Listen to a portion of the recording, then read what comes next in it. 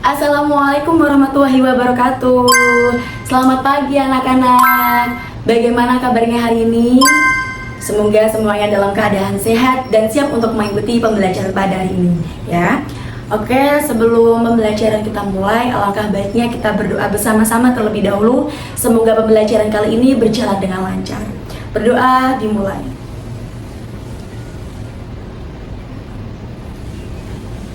Amin. Oke, sebelum itu Ibu akan presensi terlebih dahulu, ya. Siapa yang hari ini nggak berangkat? Oh Nil, coba Ibu presensi satu-satu terlebih dahulu ya. Yang pertama ada Amanda. Oke, dan yang terakhir ada Ziva Amelia. Oke, berangkat semua ya hari ini. Teman-teman, anak-anakku semua. Pada pembelajaran sebelumnya atau pertemuan sebelumnya kita sudah belajar bersama-sama tentang jenis-jenis teks dalam bahasa Indonesia.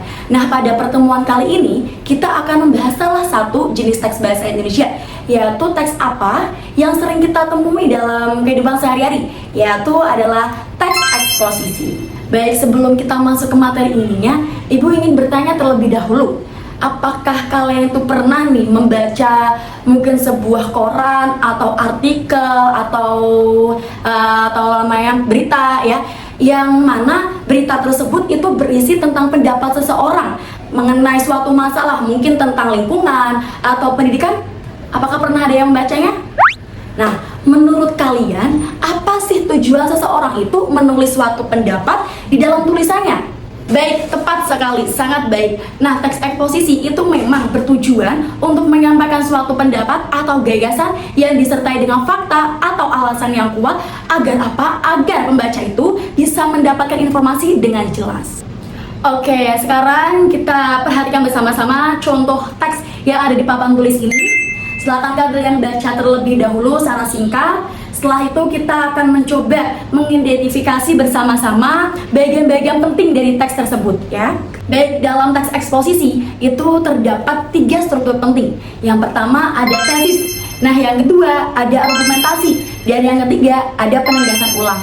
Nah, yang pertama, tesis. Tesis itu berisi tentang pendapat atau gagasan suatu penulis di suatu topik. Nah, yang kedua ada argumentasi. Apa sih itu argumentasi? Argumentasi itu adalah fakta atau alasan untuk memperkuat pendapat tersebut. Nah, yang ketiga ada penegasan ulang. Nah, penegasan ulang itu berisi penegasan kembali pendapat penulis di akhir teks. Oke, sekarang Ibu akan membagi kelompok karena 20 anak. Jadi Ibu bagi kelompok jadi 4 kelompok. Setiap kelompoknya ada 5 anak. Nah, tugas kalian itu adalah nanti Ibu akan berikan satu contoh teks eksposisi. Nah, tugas kalian itu adalah menentukan bagian mana yang tesis, bagian mana yang argumentasi, dan bagian mana yang penegasan ulang. Nah, bisa dimulai dari sekarang. Oke, waktunya kurang 2 menit lagi. Silakan kalian bisa menyimpulkan ya.